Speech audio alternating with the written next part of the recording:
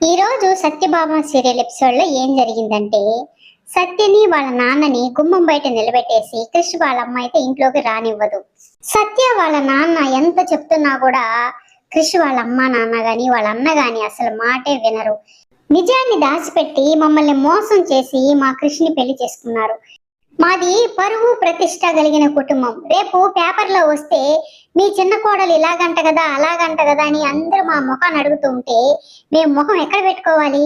నీ కూతురు చేసిన పనికి ఎవరైనా ఇంట్లోకి రాణిస్తారా? మర్యాదగా నీ కూతుర్ని తీసుకుని ఇక్కడి నుంచి వెళ్ళిపో అని వాళ్ళందరూ అంటూ ఉంటారు. సత్య వాళ్ళ నాన్నకి చెప్తూ ఉంటుంది, నాన్న మీరు ఇక్కడి నుంచి వెళ్ళండి. నేను నా కుటుంబంతో ఎలా మాట్లాడుకోవాలో నాకు తెలుసు. నాకు ఇవన్నీ అలవాటే. నా మాట విని మీరు ఇంటికి వెళ్ళిపోండి నాన్న. చూశారుగా ఎలా మాట్లాడుతున్నారో, అవి విని తట్టుకునే శక్తి నీకు లేదు నాన్న అని తనైతే చెప్తూ ఉంటుంది.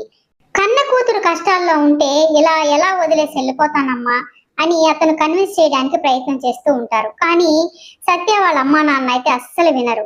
సత్య వాళ్ళత్త హారతి పళ్ళెం తెప్పించి, నేను సూటిగా ఒక ప్రశ్న అడుగుతాను, దానికి సమాధానం చెప్పండి.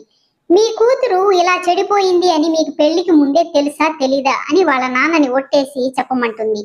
కానీ అతను ఒట్టేసి చెప్పకుండా మాట మార్చి ఏదేదో చెప్తూ ఉంటాడు. చూసారా, అడిగిన దానికి సమాధానం చెప్పకుండా ఏదేదో మాట్లాడుతున్నారు.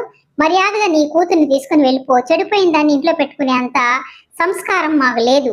ముందు ఇక్కడి నుంచి వెళ్ళండి అని క్రిష్ వాళ్ళమ్మ అంటూ ఉంటే సత్య ఇలా అంటుంది, నేను ఈ ఇంట్లో ఉండాలా వద్దా అనేది నిర్ణయించాల్సింది క్రిష్ అని చెప్పడంతో మహదేవయ్య క్రిష్ని పిలవడంతో క్రిష్ కిందకు వస్తాడు.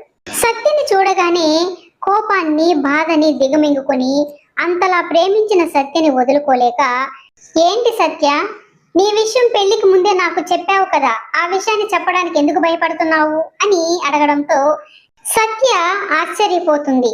అయినా తనని సేవ్ చేయడానికే క్రిష్ అలా మాట్లాడుతున్నాడని గ్రహించి గమ్మునే ఉంటుంది.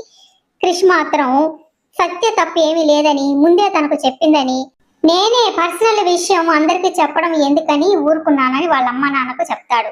వాళ్ళ నాన్న అయితే, ఏంటిరా నీ డ్రామాలు, పెళ్ళాన్ని బాగా వెనకేసుకొని వస్తున్నావు అని అడగడంతో ఇందులో సత్య తప్పు ఏమీ లేదని చెప్పి లోపలికి రమ్మని పిలుస్తాడు. ఇక వాళ్ళ అమ్మ నాన్న అయితే అస్సలు ఒప్పుకోడు, లోపలికి రావడానికి వీలు లేదు అంటారు. ఇక క్రిష్ అయితే తను లోపలికి రాకపోతే నేనే సత్యతో వెళ్ళిపోతానని చెప్తాడు.